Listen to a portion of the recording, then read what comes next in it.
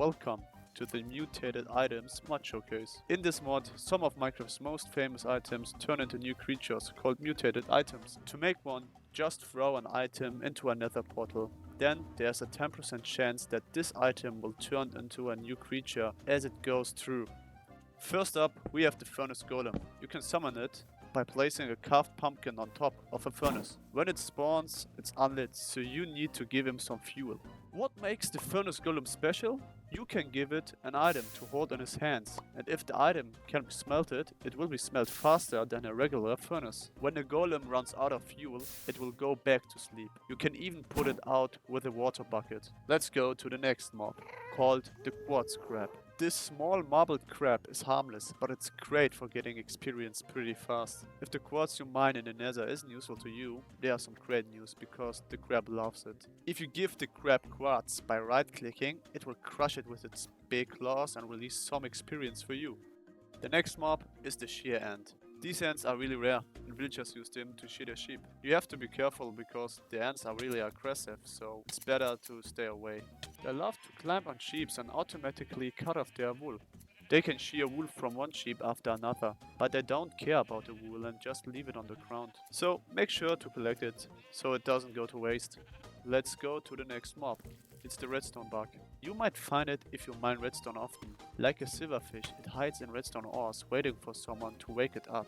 You have to be really careful about this one because it loves redstone circuits. If it finds one, it will eat up your redstone dust to feed on energy. It gets brighter as it eats. When the bug is full, it can give off a signal of 10. This is definitely a mob you don't want near your base, but maybe you could release a few at your friend's place. Next on the list is the living totem. This mob hides in chests of villager mansions. It's really friendly and loves to follow players, but it's also not very strong, so don't try to hit it by accident. If it stays near you for a while, it might do a little spin and give you a regeneration effect to heal you. You should definitely keep one in your base as a flying beacon.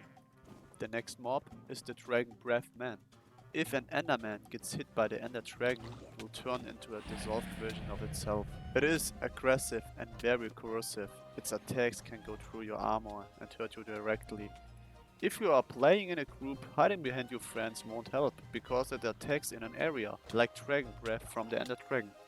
The next mob is really helpful. It's the Cauldron Butt. This cauldron looks so deep that it can hold many sources of liquid. In fact, it can store up to 32 buckets. It can also hold any liquid, even from other mods, making it very useful for moving large amounts of liquid over long distances. To make transportation easier, you can go inside the cauldron to guide it while it carries your liquid. However, the Cauldron Bard has a bad reputation among villagers. Golems associated with witches who use similar cauldrons to brew their potions during raids. So I recommend you to stay out of villages if you are traveling with your new Cauldron Bard friend. The last mob in this mod is the Fire Fox. This little fox made of blaze rods is neutral, so try not to upset it. You can tame and make him your ally by giving him some coal. It acts like a dog, but attacks from a distance by shooting 3 fireballs just like a real blaze. But, unlike its cousin, it is not afraid of water.